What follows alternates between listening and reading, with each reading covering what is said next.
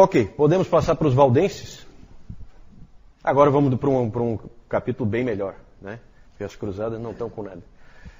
Vamos falar dos valdenses. Quem foram os valdenses? Os valdenses gostam de falar da primeira reforma. A primeira reforma, na cabeça deles, aconteceu 300 anos da que a gente considera, 300 anos antes daquela que a gente considera a reforma. Eles gostam de falar da primeira reforma e da segunda reforma. E nós temos que entender o contexto do século XII, quando surgem os valdenses. O contexto, evidentemente, é o das cruzadas, é um contexto de turbulência na igreja, cruzadas, tentativas de reforma moral da igreja, como a reforma gregoriana, porque a igreja ia mal, estava mal, inclusive em termos morais. Depois, no Concílio de Latrão, teve que, inclusive, ser baixada uma ordem para que todos os clérigos utilizassem roupas diferentes das demais pessoas, né? Por quê? Para identificá-los quando eles iam no prostíbulo, quando eles iam na jogatina, nesse tipo de coisa. Então, para que minimizasse isso, então eles tinham que se vestir diferente o tempo inteiro das outras pessoas por ordem do Concílio de Latrão, porque não tinha como controlar a imoralidade que tinha dentro da igreja. Então, um momento bastante ruim. A igreja também estava lidando com heresias. A principal, sempre que se fala nesse período, é a heresia dos cátaros, também conhecidos como albigenses. No sul da França apareceram esses hereges aí. Era uma heresia bem gnóstica, estilo gnóstico, com maniqueísmo. O que é o maniqueísmo? Dois deuses, né? Deus bom e Deus mau. Então, tudo aquilo bem típico dos gnósticos. Apareceu essa heresia, essa seita no sul da França. Inclusive, essa seita foi feita uma cruzada contra ela. Certo? Cruzados foram lá e atacaram o sul da França e mataram simplesmente todo mundo, como os cruzados gostam de fazer, né? Inclusive, eles foram todos queimados vivos, esses albigenses, né? De uma maneira bem misericordiosa, né? Coisa horrível. E esses albigenses estavam espalhados por uma área no sul da França, entre Toulouse e Lyon. De Lyon até Turim, na Itália, havia um outro grupo. Também uma seita, do ponto de vista da Igreja Católica, só que completamente diferente, que são os valdenses, certo? Então, sul da França, norte da Itália, ali você localiza os valdenses, naquela região dos Alpes. Essa é a única seita, do ponto de vista dos católicos romanos, que sobreviveu, a única seita da Idade Média que sobreviveu até os dias de hoje. Inclusive, existem valdenses até no Uruguai, certo? A Adriana não está aí, mas pela informação que eu tenho, inclusive no Uruguai tem valdenses. Como é que começou esse movimento? Começou com um homem chamado Valdo.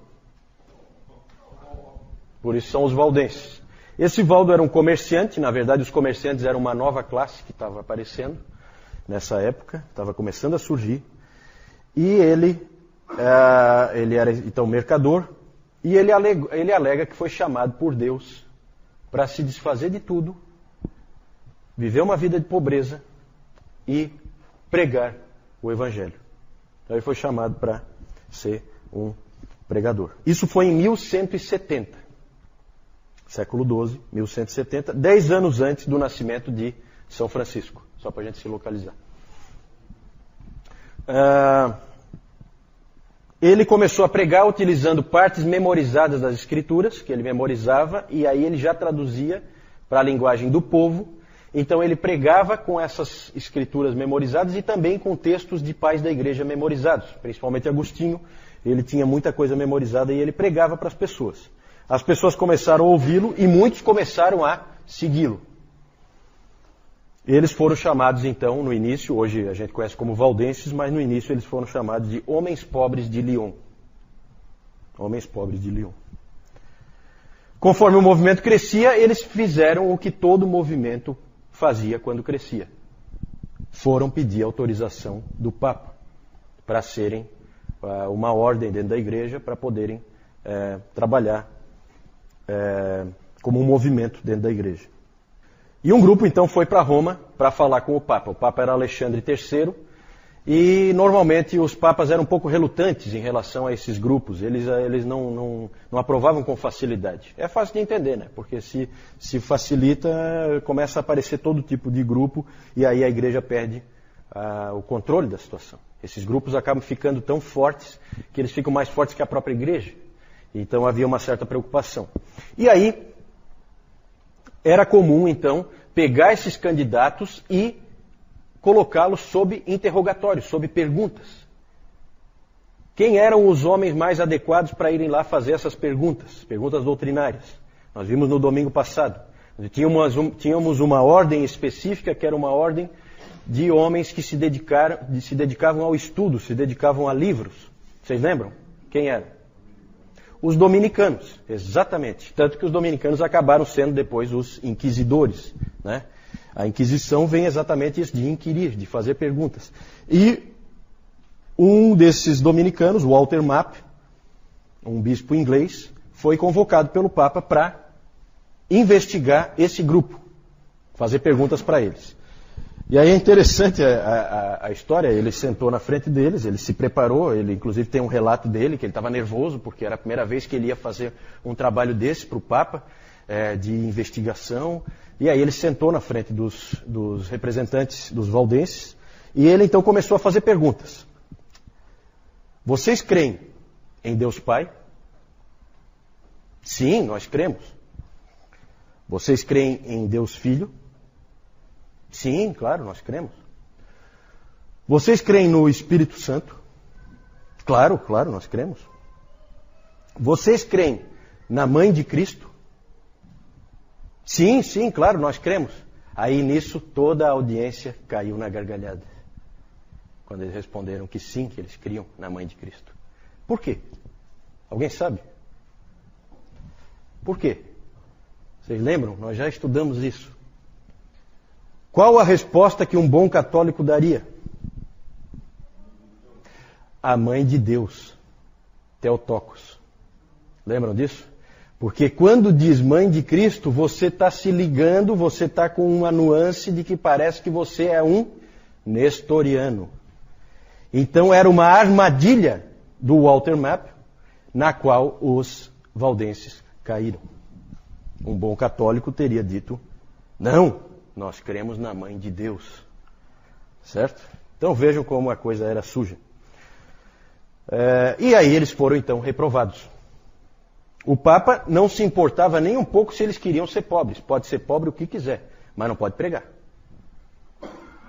Então, estavam proibidos de pregar. Eles só poderiam pregar se o arcebispo da região deles permitisse. Mas o arcebispo proibiu. O que aconteceu? Eles pregaram mesmo assim. Sabe por quê? Porque o Valdo chegou, reuniu o povo dele e disse, gente, importa mais obedecer a Deus do que aos homens. Onde é que está isso? Quem é que falou isso? Pela primeira vez? Pedro, lá em Atos capítulo 5, né? Pedro faz essa afirmação e por isso é que o Valdo começou a ser chamado dali para frente de Pedro Valdo, porque o nome dele não era Pedro. É mais ou menos como o Francisco, que nunca se chamou Francisco, né? Então essas coisas malucas. Então Pedro Valdo, ele passou a ser Pedro porque ele usou essa afirmação do Pedro. E aí eles continuaram então pregando mesmo contra a ordem da igreja. E eles pregavam mesmo, tá? Esse é um grupo de pregadores, esses valdenses. O arcebispo então expulsou todos eles. Que erro, né? No que ele expulsou todos eles, eles se espalharam pela Europa. Primeiro estavam todos juntos, aí eles se espalharam. Então, na verdade, foi aquele típico erro estratégico. Ele expulsou todo mundo de Lyon, e aí eles se espalharam pela Europa, pregando como sempre. Bem no início, eles não formaram uma igreja separada. Eles batizavam os filhos na igreja católica, normalmente. Eles participavam da comunhão uma vez por ano, como era a prática naquele tempo, né? Uma vez por ano, tá? Tinha ceia, né? Então eles participavam, né, desses rituais da Igreja Católica, mas eles se reuniam separadamente para estudo bíblico. Lá eles tinham líderes, né? É engraçado porque os pastores ou presbíteros na Igreja Católica eram chamados de padres, né? Até hoje são padres. E aí eles chamavam então esses líderes deles de tios.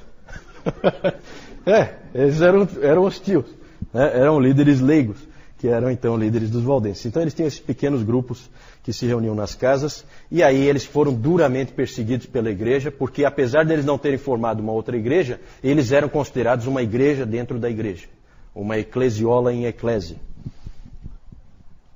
Então eles foram perseguidos. A Igreja Católica fez de tudo para exterminá-los, mas eles se escondiam nos Alpes, no norte da Itália, e no sul da França. Eles se escondiam, eram difíceis de caçar. O que esses indivíduos criam? Primeiro aspecto é a pobreza. Eles valorizavam a pobreza. O Pedro Valdo disse o seguinte: nós decidimos viver pelas palavras do Evangelho, essencialmente as do Sermão do Monte e dos Mandamentos. Isso significa viver em pobreza, sem preocupação com o dia de amanhã. Mas nós também cremos que aqueles que permanecem no mundo fazendo o bem serão salvos. Então eles colocavam aquilo como uma coisa que eles seguiam, porque eles achavam que para eles era bom, mas não colocavam como, nós estamos sendo salvos por isso. Não, tá? Tinham o Sermão do Monte como o guia de suas vidas. Isso é a coisa mais marcante dos valdenses. O Sermão do Monte era o guia da vida deles. Eles viviam de acordo com aquilo. Isso fazia com que eles buscassem então a pobreza, eles achavam que isso indicava que eles tinham que ser pobres. Fazia com que eles se opusessem completamente a qualquer forma de violência. E também eles achavam que o Sermão do Monte proibia juramentos, então eles não juravam também, certo? Em situação alguma. Interessante é uma história, né, de que um homem foi trazido diante do bispo, acusado de ser valdense. Sentou ali, o bispo já com a cara de poucos amigos, e ele é acusado de ser valdense. E aí ele negava com todas as forças, dizendo que ele não era valdense. E aí ele disse o seguinte: todo mundo aqui sabe que eu não sou, porque eu falo palavrões, minto e bebo, como todo bom católico.